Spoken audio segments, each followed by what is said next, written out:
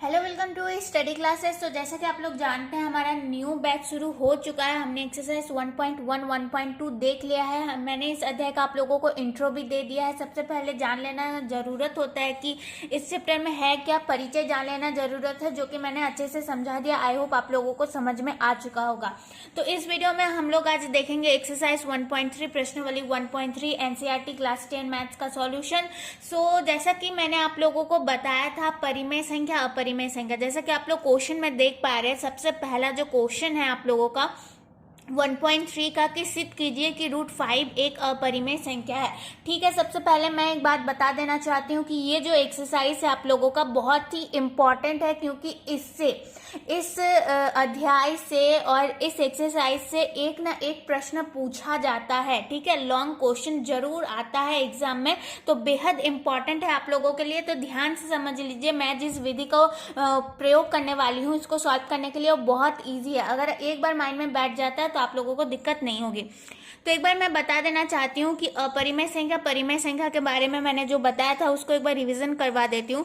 तो जो अपरिमेय संख्या था वो मैंने कहा था कि जो संख्या पूर्ण नहीं होती है, ठीक है, पूर्ण नहीं होती है, वैसी संख्या क्या कहलाती है? अपरिमेय संख्या कहलाती है। जैसे कि मैंने आप लोगों को बताया था √2, √3, √5 इन संख्याओं के बारे में बताया था ना कि इनका वर्गमूल जो है वो पूर्ण रूप से नहीं निकलेगा। लेकिन यहीं पे अगर √4 हो जाता है, यहीं पे अगर मान लो √4 हो जाता तो वो अपरिमेय नहीं, वो परिमेय संख्या कहलाती। क्यों? क्योंकि √4 का वर्गमूल कितना होगा?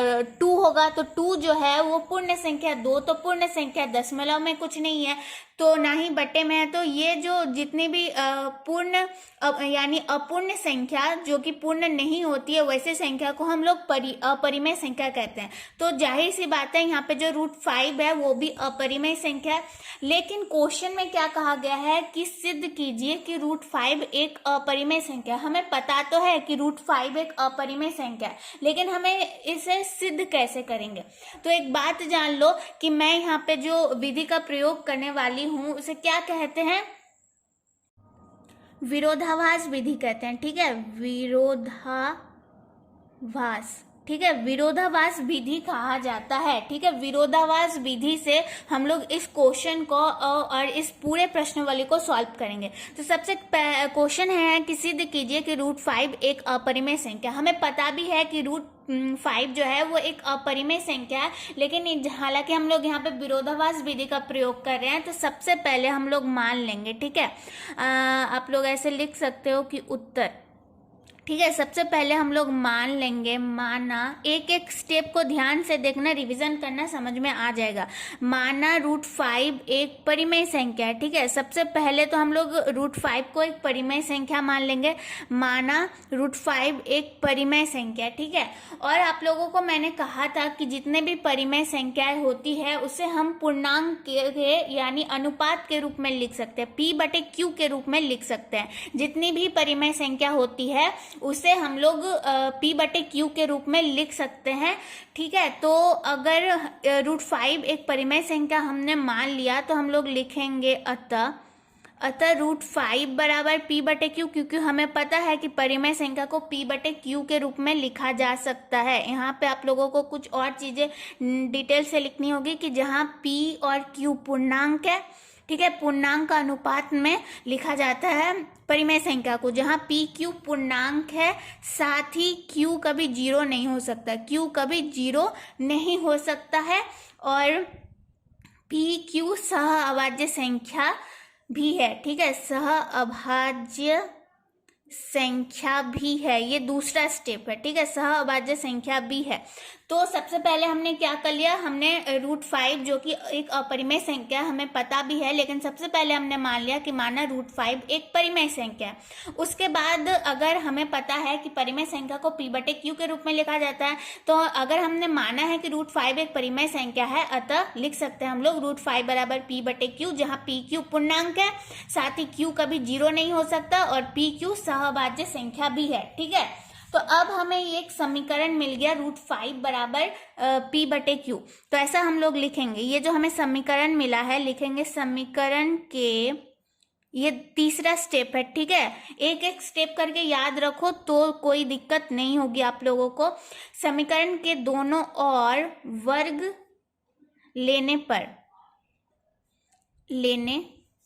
समीकरण के दोनों ओर वर्ग लेने पर समीकरण क्या है, √5 बराबर p बटे क्यू। तो √5 का होल स्क्वायर p बटे क्यू का होल स्क्वायर, ठीक है, हो गया। तो √5 का होल स्क्वायर है, तो मैं यहाँ पे थोड़ा सा समझाती हूँ आप लोगों को। √5 का होल स्क्वायर है तो √5 इंटू √5, तो √5 इंटू √5 √25, √25 का वर्गमूल कितना निकल जाएगा, 5 निकल जाएगा। तो √5 का होल स्क्वायर हम लोग लिख सकते हैं 5। p बटे क्यू का होल स्क्वायर है तो इसको p स्क्वायर और q स्क्वायर लिखते हैं, एक ही बात है, ठीक है। अब देखो हम लोग यहाँ पे क्रॉस मल्टीप्लिकेशन अगर करें 5q स्क्वायर हो जाएगा, 5q स्क्वायर हो जाएगा और p स्क्वायर हो जाएगा, ठीक है। तो इस समीकरण से हमें क्या समझ आता है, इस समीकरण से हमें क्या समझ आता है, आप लोगों को घेरा नहीं लगाना है, मैं बस समझाने के लिए बता रही हूँ। 5q स्क्वायर, q स्क्वायर के साथ 5 गुना में है, अगर 5 बराबर के इधर जाएगा तो p स्क्वायर, तो p स्क्वायर बटे 5 हो जाएगा, यानी 5 जो है वो p स्क्वायर को विभाजित कर रहा है, ठीक है। 5 जो है p स्क्वायर को विभाजित कर रहा है, इसको हम लोग लिख देते हैं समीकरण नंबर 1, ठीक है, समीकरण नंबर 1। तो हम लोग इससे क्या अर्थात निकाल पा रहे हैं कि समीकरण नंबर 1 में जो है 5p स्क्वायर को विभाजित कर रही है, ठीक है, विभाजित कर रही है, करेगी एक ही बात है, विभाजित करेगी, ठीक है, करेगी लिखते हैं। समीकरण 1 से हमें क्या पता चल रहा है कि 5 जो है वो p स्क्वायर को विभाजित करेगी। अब अगर आप लोग यहाँ ध्यान दें कि मैंने समीकरण के दोनों ओर वर्ग लिया था, अगर मैं वर्ग ना लेती तो जाहिर सी बात है स्क्वायर नहीं होता, q के ऊपर स्क्वायर नहीं होता, p के ऊपर स्क्वायर नहीं होता, तो 5q बराबर p होता, तो 5 जो है वो p को विभाजित करती तो करेगी, तो हम लोग लिख सकते हैं तो, या फिर अतः भी लिख सकते हैं कि अतः 5p को भी विभाजित करेगी। जाहिर सी बात है 5p को भी विभाजित करेगी। एक एक स्टेप आप लोग याद रखो, और विरोधाभास इसको कहते हैं, ठीक है, विभाजित करेगी। तो इससे क्या समझ आता है, अगर 5p स्क्वायर को विभाजित करती है, या फिर अगर हम ऐसा कहें कि 5p को विभाजित करती है, तो अतः हमें समझ में आता है कि अतः 5 जो है वो p का गुणनखंड है, ठीक है। कोई भी संख्या जब दूसरी संख्या को विभाजित करती है तो हम लोग ऐसा ही ना कहते हैं कि जो पहली संख्या वो दूसरी संख्या का गुणनखंड है। तो अगर पहली जो संख्या है वो दूसरी संख्या को विभाजित करिए तो 5 जो है p का गुणनखंड है। ये तो हमने समझा ही है, इसमें समझने मतलब ज़्यादा दिमाग लगाने की कोई ज़रूरत नहीं है। तो स्टेप मैं एक बार फिर से दोहरा देती हूँ। पहले हम लोग मान लेंगे कि माना √5 एक परिमेय संख्या है और परिमेय संख्या को p बटे q के रूप में लिख सकते हैं। तो हमने यहाँ पे √5 को परिमेय संख्या माना है, तो √5 बराबर p बटे q, जहाँ p q पूर्णांक के साथ q बराबर कभी 0 नहीं हो सकता और p q सहअभाज्य संख्या भी है। इसको लिखना बेहद इंपॉर्टेंट है, ठीक है, इसको स्किप मत करना, छोड़ मत देना। फिर तीसरे स्टेप में हम लोग ये करेंगे कि √5 बराबर p बटे q के समीकरण के दोनों ओर वर्ग लेंगे, यानी स्क्वायर लेंगे। तो √5 का होल स्क्वायर p बटे q का होल स्क्वायर, √5 का होल स्क्वायर 5 हो जाएगा, समझा दिया है यहाँ पे मैंने। और p स्क्वायर मतलब p बटे q का होल स्क्वायर को p स्क्वायर बटे q स्क्वायर लिख सकते हैं। फिर दूसरे स्टेप में, नेक्स्ट स्टेप में हमने क्या किया, क्रॉस मल्टीप्लिकेशन किया, तो 5q स्क्वायर बराबर p स्क्वायर आया। तो इस समीकरण से हमें समझ आया कि 5 जो है वो p स्क्वायर को विभाजित करेगी, यहाँ पे मैंने समझाया। और अगर p स्क्वायर को विभाजित करती है तो 5p को भी विभाजित करेगी। तो इससे समझ आ गया हमें कि 5 जो है वो p का गुणनखंड है, ठीक है। अब हम लोग क्या करेंगे कि मान लेंगे, माना p, यहाँ पे जो p है ना इसको मान लेंगे हम लोग माना 5c। अब बहुतों को कंफ्यूजन होता है, मैंने पिछले 2 बैच में देखा कि बहुत सारे स्टूडेंट्स इसी क्वेश्चन में आके फंस जाते हैं कि दीदी ये p बराबर 5c कहाँ कैसे आया। तो देखो ये p बराबर मैंने यहाँ पे कोई सोच समझ के मान तो लिया है, 5 जो है ये मैंने सोच समझ के लिया है, लेकिन c ऐसी कोई संख्या है, बस रैंडम संख्या है, यहाँ पे मत मानो कि सी का कोई मतलब सी ही बैठाना पड़ेगा, ऐसा कोई उद्देश्य नहीं है मेरा। p बराबर 5 से हमने बस माना है, जैसा कि हम लोग मानते हैं कि जैसे कुछ संख्या होता है ना, जैसे आप लोग एक्सरसाइज 3.1 में समझेंगे, जो तीसरा चैप्टर है आप लोगों का, उसमें हमें बहुत मानना पड़ेगा कि इसकी आयु इतनी है, उसकी आयु इतनी है, तो हम लोग कुछ सोच समझ के नहीं बैठाएंगे मान, सिर्फ हम लोग यहाँ पे मान लेंगे कि माना p बराबर 5c। तो ऐसा मत समझना कि ये जो समीकरण है ये कहीं से आया है, ऐसा कुछ नहीं है, ये ऐसा मैंने माना है कि माना p बराबर 5c है, ठीक है। तो ये जो p का मान है, इस p के मान को, इस p के मान को समीकरण नंबर 1 में रखने पर, मैंने यहाँ पे ये स्टेप क्यों समझाया, क्योंकि पिछले 2 बैच से मैं पढ़ा रही हूँ आप लोगों को कंटिन्यू, तो मैंने दो ही बैच में इस चीज को लेके बच्चों में कंफ्यूजन देखा कि कहते हैं दीदी कि ये p बराबर 5 से कहाँ पे आया, हमने अभी तक जितने भी स्टेप किए उसमें तो p का कुछ मान ही नहीं है, 5 से कुछ मान ही नहीं, तो कहाँ से आया। देखो हमने कहाँ से आया नहीं है, ये सब हमने माना है कि माना p बराबर 5 से। ये हमने क्यों माना है, ये अगर बाद में स्टेप में अगर आप लोग ध्यान देते हैं तो समझ में आ जाएगा, ठीक है। तो इस p के मान को समीकरण नंबर 1 में रखने पर, समीकरण नंबर 1 में क्या है, 5q² बराबर p², 5q² बराबर p², p को हमने क्या माना है, 5c माना है, स्क्वायर है तो होल स्क्वायर बैठा देंगे, 5q² बराबर 5c का होल स्क्वायर, तो 5q² ही रहने देते हैं इसको, 5c का स्क्वायर कितना हो जाएगा, 5 का स्क्वायर 25, तो c², ठीक है, ये हो गया। अब अगर q² को यहीं रहने देते हैं तो 25c² बटे 5 हो जाएगा, और इसको अगर विभाजित करते हैं तो यहाँ आ जाएगा 5, तो q² बराबर क्या आ गया, यहाँ पे ले चलते हैं इसको, q², ये q² बराबर क्या आ गया, 5c², 5c², ठीक है, 5c²।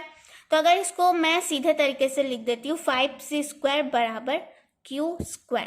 देखो ये समीकरण मिल गया, समीकरण नंबर 2, ठीक है, समीकरण नंबर 2। अब चलो समीकरण नंबर 1 पे चलती हूँ मैं, यहाँ पे 5k² बराबर p², 5c² बराबर q²। कुछ रिलेट कर पा रहे हो कि नहीं, एक जैसा लग रहा है समीकरण, बिल्कुल एक जैसा लग रहा है। तो अगर इस समीकरण से हमने समझा था कि 5 जो है वो p² को विभाजित कर सकती है, p को विभाजित कर सकती है, अतः 5 p का गुणनखंड है।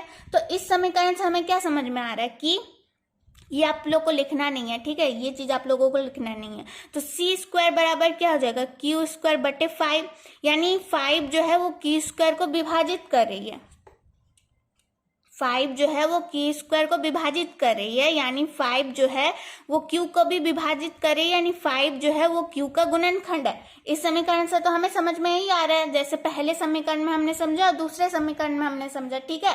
तो अब इसको आप लोगों को लिखना नहीं है, ठीक है, इतना दूरी कि 5c² बराबर q², यानी इससे समझ आ रहा है कि 5 जो है वो q² का गुणनखंड है। तो इसे हम लिखेंगे अच्छे तरीके से,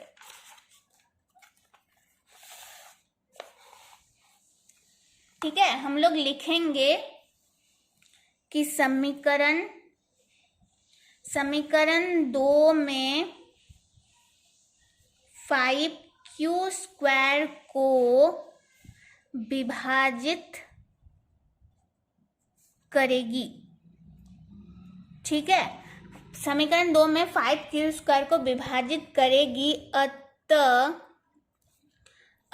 5q को भी विभाजित करेगी। तो इससे क्या समझ में आता है, इससे हमें समझ में आता है कि अतः 5 जो है वो q का गुणनखंड है, ठीक है, q का गुणनखंड है। अब देखो समीकरण नंबर 1 से हमें ये पता चला था कि 5p का गुणनखंड है, ठीक है, समीकरण नंबर 2 से हमें पता चला कि 5q का गुणनखंड है, ये q है, ठीक है।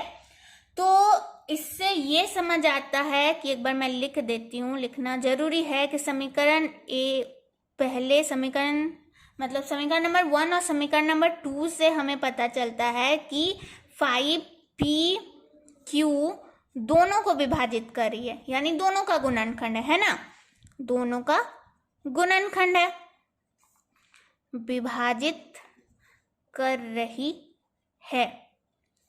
अर्थात क्या, अर्थात पी क्यू सहअभाज्य संख्या नहीं है ना, सहअभाज्य संख्या नहीं है। मैंने आप लोगों को भाज्य संख्या और सहअभाज्य संख्या मतलब भाज्य संख्या अभाज्य संख्या के बारे में भी बताया था कि अभाज्य संख्या वो संख्या होती है जो सिर्फ खुद से और एक से विभाजित हो, लेकिन यहाँ 5 भी उसको विभाजित कर रही है, यानी अभाज्य संख्या नहीं है। पी और क्यू सहअभाज्य संख्या नहीं है, यानी वो भाज्य संख्या है ना।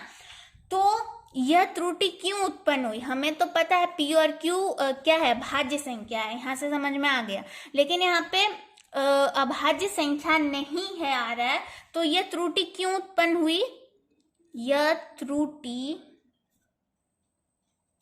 इसलिए, ये आप लोगों को एकदम लिखना है, ठीक है, ये पूरा चीज आप लोगों को लिखना है, एक भी चीज स्किप नहीं करना है। यह त्रुटि इसलिए उत्पन्न हुई क्योंकि हमने कल्पना किया था, या फिर हमने गलत कल्पना किया था, ऐसा भी लिख सकते हैं आप लोग। हमने कल्पना किया था कि √5 एक परिमेय संख्या है। हमने √5 एक परिमेय संख्या माना था कि नहीं, √5 एक परिमेय संख्या, जितनी भी परिमेय संख्या है, यहाँ पे देखो मैंने समझाया था बात कि जितनी भी परिमेय संख्या है वो सहअभाज्य संख्या भी होती है, ठीक है, लेकिन यहाँ पे आ रहा है कि सहअभाज्य संख्या नहीं है, तो √5 परिमेय संख्या है, अर्थात हम लोग लिख सकते हैं √5 एक अपरिमेय संख्या है। यहाँ पे आप लोगों को फैक्ट समझना होगा, तभी आप लोग समझ पाएंगे चीज को कि कॉन्सेप्ट है क्या। तो ये त्रुटि इसलिए उत्पन्न हुई क्योंकि हमने कल्पना किया था या फिर गलत कल्पना किया था कि √5 एक परिमेय संख्या है, यानी वास्तव में अर्थात √5 एक अपरिमेय संख्या है। तो इसे विरोधाभास विधि कहते हैं, विरोधाभास विधि से बनाया है इसे मैंने, बहुत ही क्लियरली मैंने आप लोगों को समझा दिया। आई होप आप लोगों को समझ में आ चुका होगा। वीडियो को 2 से 3 बार देखो, ठीक है, एक एक लॉजिक एक एक फैक्ट मैंने आप लोगों को बताया। 2 से 3 बार अगर वीडियो को देखते हो, रिवीजन करते हो, तो बिल्कुल माइंड में बैठ जाएगा, कोई चिंता करने वाली बात नहीं है, ठीक है। चलो अब आगे बढ़ते हैं। चलो दूसरा क्वेश्चन यहाँ पे देख लीजिए आप लोग, कि सिद्ध कीजिए कि 3 + 2√5 एक अपरिमेय संख्या है। यहाँ पे √5 अपरिमेय संख्या, ये साबित करना था। अब साबित करना है कि 3 + 2√5 एक अपरिमेय संख्या। इसे भी हम लोग विरोधाभास विधि से ही बनाएंगे। तो आप लोग क्वेश्चन लिख लेना, मैं यहाँ सीधे उत्तर पे जा रही हूँ। तो हम लोग लिखेंगे, सबसे पहले विरोधाभास विधि से बनाएंगे। तो पहला स्टेप क्या होता है, पहला स्टेप हमें होता है कि जितनी भी अपरिमेय संख्या है उसे हमें परिमेय संख्या मान लेना पड़ता है। तो लिखेंगे माना 3 + 2√5 एक परिमेय संख्या है, ठीक है। 3 + 2√5 एक परिमेय संख्या है। तो 3 + 2√5 को हम लोग जितनी भी परिमेय संख्या होती है उसे p/q के रूप में लिखा जा सकता है, जहां p और q पूर्णांक है, ठीक है। ये आप लोग लिख सकते हैं, मैंने पहले ही बता दिया। जहां p q पूर्णांक है, चलो लिख ही देती हूँ, p q पूर्णांक है, q कभी 0 नहीं हो सकता, और p q सहअभाज्य संख्या है। चलो ये तो मैंने लिख दिया फिर से, ठीक है, इसको लिखना जरूरी है, ओके। तो अब चलो, अब हम लोग क्या करेंगे, जैसे कि हमने वर्ग लिया था दूसरे स्टेप में, यहाँ पे हम लोग थोड़ा सा पहले सॉल्व करके देखते हैं कि क्या होता है। तो 2√5 है, p/q है, और ये जो +3 में था ये -3 में चेंज हो गया। फिर √5 है, p/q -3, और ये 2 जो था गुना में था, बराबर के इधर आएगा तो भागा में चेंज हो जाएगा। हो गया। तो क्या हो गया कि √5 बराबर p/q इंटू 2 - 3। अब मैं जो चीजें लिख रही हूँ उसका ध्यान देना। p/q इंटू 2 - 3 एक परिमेय संख्या है, एक परिमेय संख्या है क्योंकि हमने तो माना है कि 3 + 2√5 बराबर p/q। तो यहाँ पे आप लोगों के माइंड में अब तक कुछ ना कुछ दिमाग में आ जाना चाहिए कि √5 अभी अभी हमने क्या साबित किया, √5 जो है अभी अभी हमने साबित किया है कि ये अपरिमेय है। लेकिन मैं यहाँ पे कह रही हूँ कि p/q इंटू 2 - 3 ये वाला समीकरण परिमेय है। तो एक अपरिमेय संख्या और परिमेय संख्या के आपस में बराबर हो सकती है। अगर माइंड में आप लोगों का ये चीज आ गया तो बहुत ही अच्छी बात है, यानी आप लोग चीजें समझ रहे हो। ठीक है, तो चलो अब मैं आगे लिखती हूँ कि p/q इंटू 2 - 3 एक परिमेय संख्या क्यों है, क्योंकि हमने यहाँ पे माना था कि 3 + 2√5 एक परिमेय संख्या है। तो ये भी परिमेय संख्या होगी जो कि √5 के बराबर है। अभी अभी मैंने बताया √5 बराबर p/q इंटू 2 - 3 है, तो √5 के बराबर है। ठीक है, लिखेंगे अब इससे यह विरोधाभास, कंफ्यूजन तो होना चाहिए आप लोगों को कि भाई परिमेय संख्या और अपरिमेय संख्या आपस में बराबर कैसे हो सकती है, ऐसा तो नहीं हो सकता। इससे यह विरोधाभास होता है कि √5 भी एक परिमेय संख्या है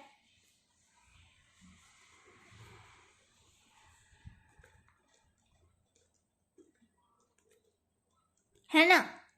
अगर ये परिमेय संख्या है p/q इंटू 2 - 3 ये परिमेय संख्या है जो कि √5 के बराबर है, तो √5 भी तो परिमेय संख्या ही होना चाहिए ना, जाहिर सी बात है।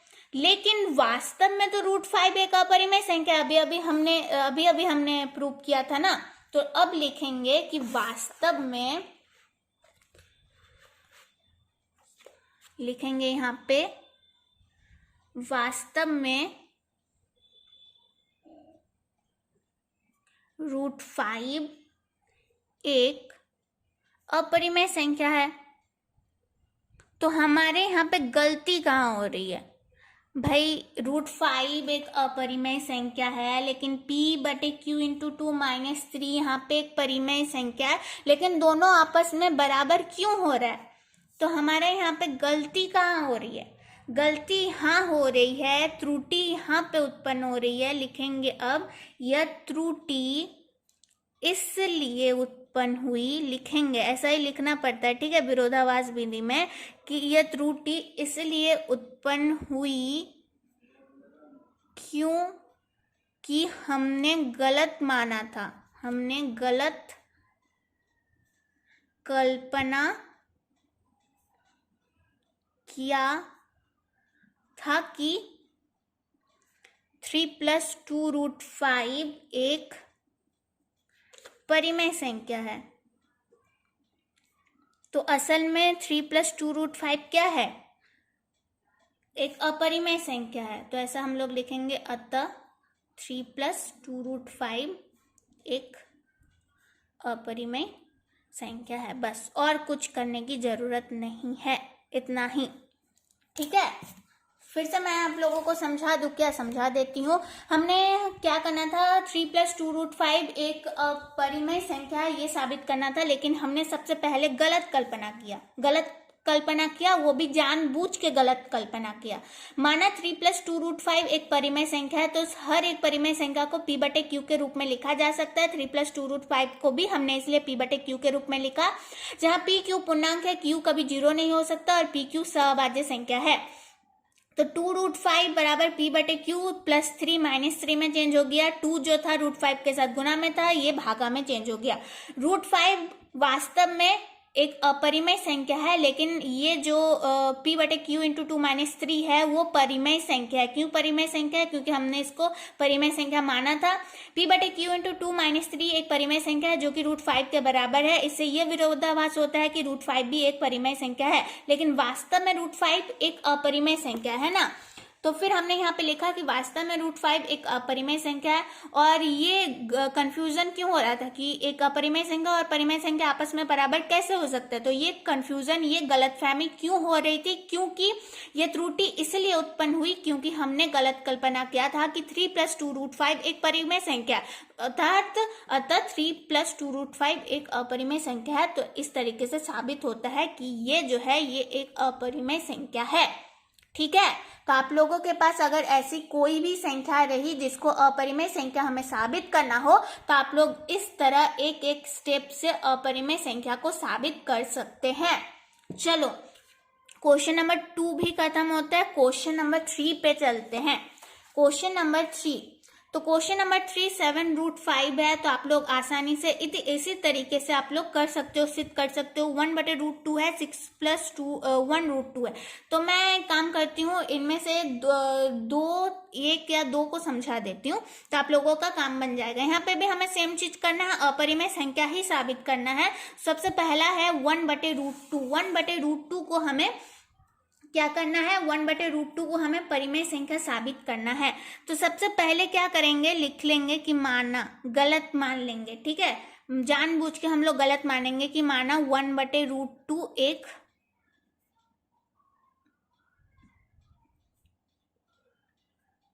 माना 1/√2 एक परिमेय संख्या है। तो √2 मतलब हर एक परिमेय संख्या को हम लोग p/q के रूप में लिख सकते हैं। तो इसको भी p/q के रूप में लिख लिए, जहां pq पूर्णांक है, सहभाज्य संख्या है और q कभी 0 नहीं हो सकता है। तो ये आप लोग ब्रैकेट में डाल के लिख सकते हो। ठीक है, ये आप लोग लिख लेना। और अब हम लोग क्या करेंगे, √2 क्रॉस मल्टीप्लिकेशन करेंगे, तो मतलब √2 को यहीं पे रहने दिए, p/q, ये जो भागा में था ये गुना में चेंज हो जाएगा। तो √2 बराबर p/q × 1। तो फिर से सेम चीज लिखेंगे कि p/q × 1 एक परिमेय संख्या है। ठीक है, एक परिमेय संख्या है जो कि √2 के बराबर है। और मैंने आप लोगों को इस एक्सरसाइज को शुरू करने से पहले ही बता दिया था कि √2 असल में एक अपरिमेय संख्या है। तो ये परिमेय संख्या, ये अपरिमेय संख्या, दोनों आपस में बराबर कैसे हो रहे हैं, कुछ तो गड़बड़ है यहाँ पे, है ना। तो एक परिमेय संख्या जो कि √2 के बराबर है, अर्थात यह विरोधाभास होता है।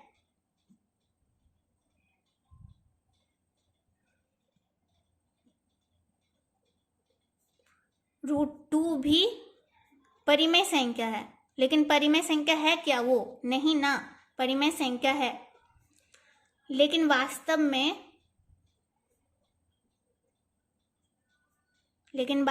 क्या है भाई, √2 तो अपरिमेय है, √2 अपरिमेय संख्या है।